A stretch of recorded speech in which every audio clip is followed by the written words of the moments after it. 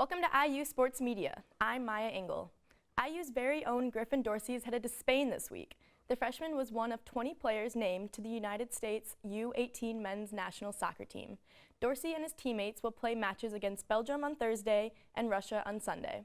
Meanwhile, back in Bloomington, the Hoosiers are coming off of a 5-0 win over the Santa Clara Broncos, moving their record to 8-0-2 of the season. The number 1 ranked Hoosiers will host Evansville on Tuesday, followed by Penn State on Saturday. Dorsey will miss both of these games, but will be back for the Kentucky match next Wednesday. Another big factor in Game 2 is Justin Verlander is on the mound, so I think that can have a huge impact on the Astros getting the win in Game 2. You know, Justin Verlander, he just joined the Astros. He's only pitched 8 games for them, but the Astros have won all 8 games. So to say the least, I would say Justin Verlander is pitching the best baseball in his entire career, and I think that can lead the Astros to a victory in Game 2. Welcome into sports. I'm Miya Ingle. Well, the Colts had hoped that a win in Houston last week would be a turning point in their season, and it looked like it would be today as they faced the Steelers until the fourth quarter happened. The Steelers have had the Colts' number lately, beating them the last 4 times they faced off. Pagano has never beaten them in his career with the Colts. Vontae Davis is gone. Pierre Desir in at cornerback. Ben Roethlisberger tests him, and that was a bad idea.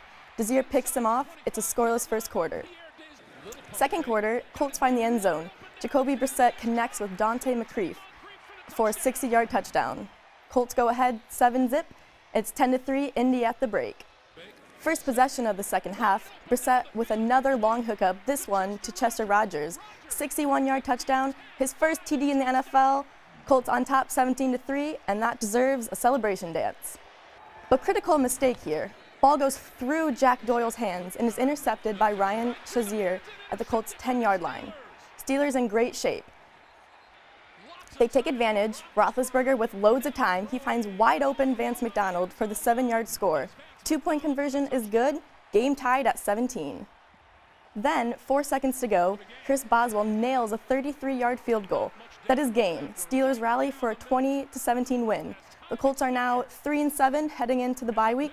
Chuck Pagano, after the game, displeased with the deja vu of bad second-half performance. It's not about... Well, on Friday, Archie Miller called his team soft after they were beat in their first game of the season by the Indiana State Sycamores. Not the way they wanted to start the Miller era. The Hoosiers back home this evening against Howard. No, not good old Uncle Howard, but the University. IU trailing by 1. Al Durham hits the 3-pointer to give the Hoosiers the lead. Then, a little later on the run, Robert Johnson alley-oop to Justin Smith. Hoosiers up 10 at the halftime. Beautiful alley-oop right there. Then in the second, Deron Davis putting in some serious work down low. He leads IU with 17 points, and as George Blaha likes to say, count that baby in a foul. Archie Miller gets his first win with the Hoosiers 86-77. Welcome to IU Sports Media. I'm Miya Ingle, and joining me today is Annie Vallis and Henry Callahan. Today we are going to talk some NFL football, and Week 6 was an exciting week to say the least.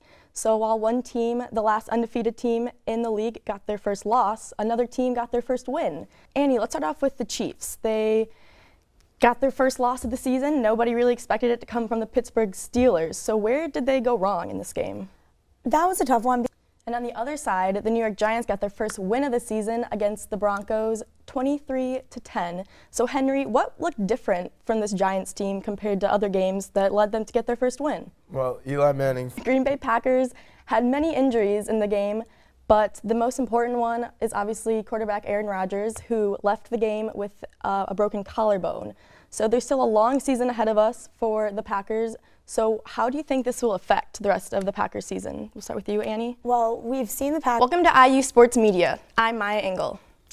Bloomington will play host one of the biggest college soccer games of the year tomorrow, as second-ranked Indiana hosts fourth-ranked Notre Dame at Bill Armstrong Stadium.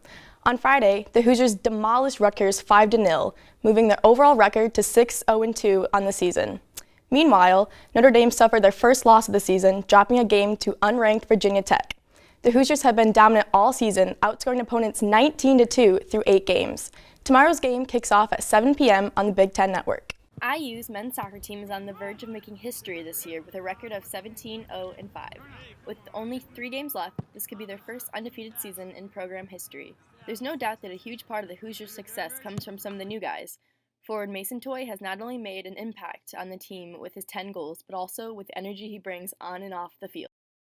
I've scored a good amount of goals this year. I just think that I've brought, a good energy and, a bit of happiness to the team. I like to dance, joke around, so I think I, relax some of the guys sometimes. Even though freshman midfielder Griffin Dorsey spent a week in Spain playing with the U18 men's national team, that hasn't slowed him down when he got back in the Crimson and Cream. Dorsey has the second most assists with 6 and has 3 goals and 46 shots this season. Just in terms of last year and this year, I think we are the leading shots per game this year and last year, and this year we've just put a couple more away that didn't go in last year. Goalie Trey Muse holds a huge part in the success of these Hoosiers. Muse went 966 minutes without a goal being scored on him. He has collected 17 shutouts this season, something a freshman goalie has never done at Indiana.